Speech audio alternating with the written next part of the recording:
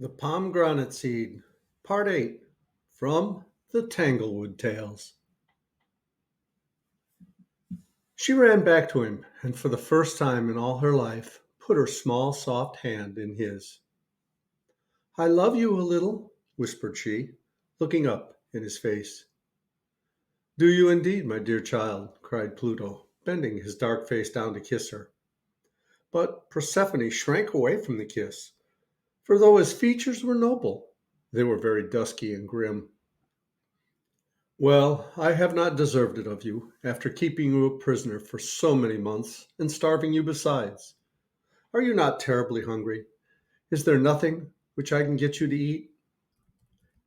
In asking this question, the King of Mines had a very cunning purpose, for which you will recollect, if Persephone tasted a morsel of food in his dominions, she would never afterwards be at liberty to quit them. "No, indeed," said Persephone. "Your head cook is always baking and stewing and roasting and rolling out paste, and contriving one dish or another which he imagines will be to my liking. But he might just as well save himself the trouble, poor fat little man that he is. I have no appetite for anything in the world unless it were a slice of bread of my mother's own baking, or a little fruit out of her garden." When Pluto heard this, he began to see that he had mistaken the best method of tempting Persephone to eat. The cooks made dishes and artificial dainties. The cooks made dishes and artificial dainties were not half so delicious, in the good child's opinion, as the simple fare to which Mother Ceres had accustomed her. Wondering that he had never thought of it before, the king now sent one of his trusty attendants with a large basket to get some of the finest and juiciest pears, peaches, and plums which could anywhere be found in the upper world. Unfortunately, however, this was during the time when Ceres had forbidden any fruits or vegetables to grow, and after seeking all over the earth, King Pluto's servant found only a single pomegranate, and that so dried up as to be not worth eating. Nevertheless, since there was no better to be had, he brought this dry, old, withered pomegranate home to the palace, put it on a magnificent golden salver, and carried it up to Persephone. Now it happened, curiously enough, that just as the servant was bringing the pomegranate into the back door of the palace, our friend Quicksilver had gone up the front steps on his errand to get Persephone away from King Pluto. As soon as Persephone saw the pomegranate on the golden salver, she told the servant he had better take it away. "I shall not touch it, I assure you," said she. "If I were ever so hungry, I should never think of eating such a miserable, dry pomegranate as that." "It's the only one in the world," said the servant. He set down the golden salver with the wizened pomegranate upon it and left the room. When he was gone, Persephone could not help coming close to the table and looking at this poor specimen of dried fruit with a great deal of eagerness. For to say the truth, on seeing something that suited her taste, she felt all the 6 months' appetite taking possession of her at once. To be sure, it was a very wretched-looking pomegranate, and seemed to have no more juice in it than an oyster shell. But there was no choice of such things in King Pluto's palace. This was the first fruit she had seen there, and the last she was ever likely to see, and unless she ate it up immediately, it would grow drier than it already was, and be wholly unfit to eat. "At least I may smell it," thought Persephone. So she took up the pomegranate and applied it to her nose, and somehow or other, being in such close neighborhood to her mouth, the fruit found its way into the little red cave. Dear me, what an everlasting pity! Before Persephone knew what she was about, her teeth had actually bitten it, and of their own accord. Just as this fatal deed was done, the door of the apartment opened, and in came King Pluto, followed by Quicksilver, who had been urging him to let his little prisoner go. At the first noise of their entrance, Persephone withdrew the pomegranate from her mouth.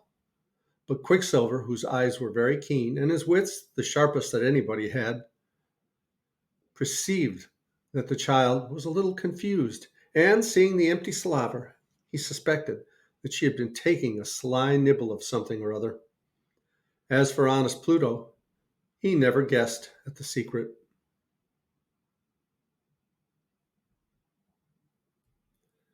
My little Persephone, said the king, sitting down and affectionately drawing her between his knees.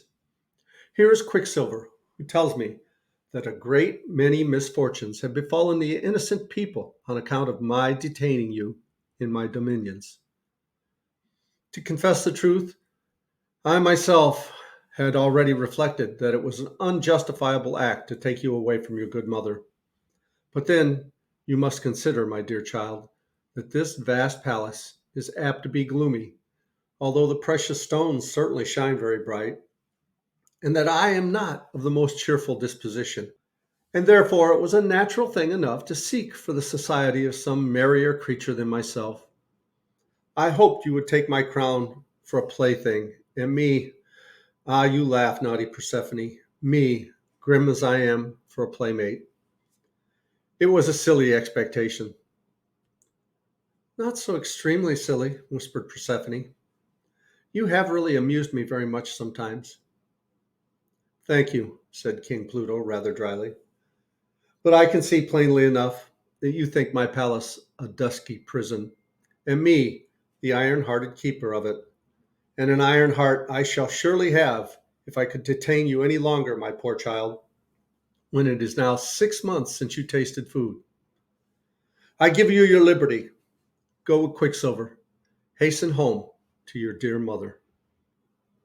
Now, although you may not have supposed it, Persephone found it impossible to take leave of poor King Pluto without some regrets, and a good deal of compunction for not telling him about the pomegranate.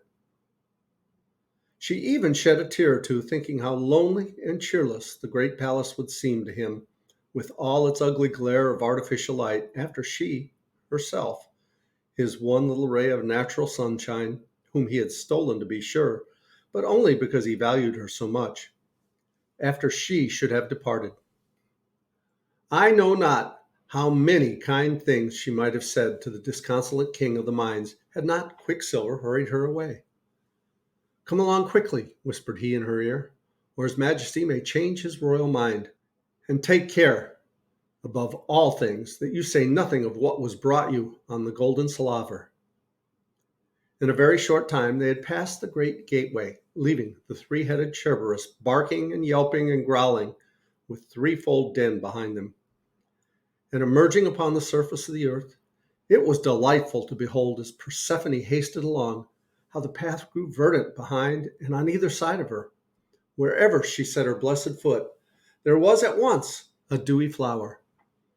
The violets gushed up along the wayside, the grass and the grain began to sprout with tenfold vigor and luxuriance, to make up for the dreary months that had been wasted in barrenness.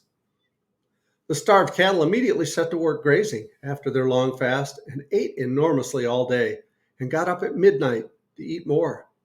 But I can assure you it was a busy time of year with the farmers when they found the summer coming upon them with such a rush. Nor must I forget to say that all the birds in the whole world hopped about upon the newly blossoming trees and sang together in a prodigious ecstasy of joy. Mother Ceres had returned to her deserted home and was sitting disconsolately on the doorstep with her torch burning in her hand.